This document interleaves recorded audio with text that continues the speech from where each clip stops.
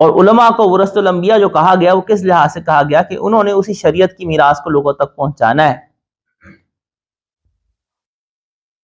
تو اللہ ہم سب کو دین کی سمجھ نصیب فرمائے اور فقہا سے علماء سے پوچھ کے چلنے والا بنائے. ایک بات صرف مثال دے کے میں ختم کرتا ہوں. جیسے میں نے کہا کہ کبھی کسی کو فالو کر لیں, کبھی کسی کی بات کو لے لیں, تو اس میں خرابی کیا ہے؟ بڑی تو اچھی بات ہے, بظاہر تو بڑی اچھی بات نظر آ رہی ہے. دیکھیے امام شافعی رحمۃ اللہ علیہ مجتہد گزرے ہیں اور امام حنیفہ رحمۃ اللہ علیہ مجتہد گزرے ہیں.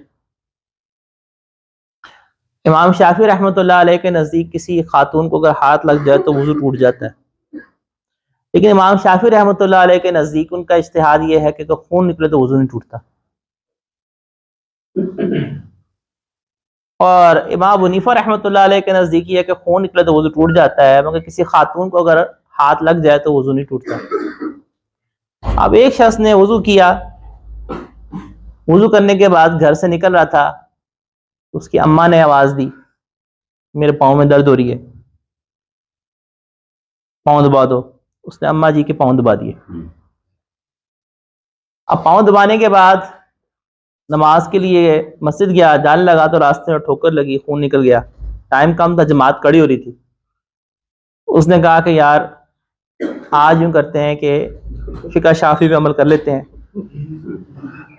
امام شافعی رحمۃ اللہ علیہ کے نزدیک خون نکلے وضو نہیں ٹوٹتا. وہ جا کے اللہ اکبر کہہ کے امام کے پیچھے کھڑا ہو گیا, نماز پڑھ لی. اب یہ واپس گھر آ گیا. اب اس کی نماز بالاتفاق نہیں ہوئی. وہ کیوں؟ امام شافعی رحمۃ اللہ علیہ کے نزدیک اس لیے نہیں ہوئی کہ خاتون کو ہاتھ لگا لیا, اور خاتون میں ان کے ہاں یہ قید نہیں کہ محرم ہو غیر محرم ہو, شہوت سے ہاتھ لگے غیر شہوت کے ہاتھ لگایا, والدہ کو بھی اگر ہاتھ لگایا تو ٹوٹ گیا وضو. تو امام شافعی رحمۃ اللہ علیہ کے نزدیک تو وضو اس لیے ٹوٹ گیا تھا کہ اماں جی کے پاؤں دبا کر آئے تھے, تو وہ کہتے ہیں وضو ٹوٹ گیا.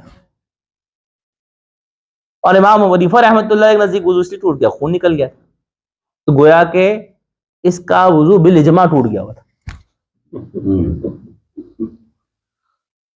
یہ سمجھ رہا تھا کہ میرا وضو نہیں ٹوٹا, یہ خرابی لازم آ جائے گی. اسی لیے ہم یہ کہتے ہیں کہ کسی مجتہد کو فالو کرو, لیکن کسی ایک کو بھی فالو کرو تاکہ یہ خرابی لازم نہ ہے. ہم جو کہ ہندوستان پاکستان میں رہتے ہیں, ہمارے لیے یہاں پہ آسانی فقہ حنفی پہ عمل کرنے کے اندر ہے. اور صرف یہ آسانی کی بات نہیں, یعنی فقہ شافعی ہے, فقہ مالکی ہے, فقہ حنبلی ہے, چار فقہ ہی اہل سنت والجماعت ہے. جن میں بتایا کہ اجتہادی اختلاف کے اندر یہ جھگڑا نہیں کیا جاتا. فقہ شافعی والوں کی بھی نماز ہو جاتی ہے, فقہ مالکی والوں کی بھی نماز ہو جاتی ہیں, فقہ حنبلی والوں کی بھی نماز ہو جاتی ہے, لیکن کسی ایک کو فالو کرنا پڑے گا, ورنہ اس قسم کے کلیشز آ جائیں گے بہت سارے.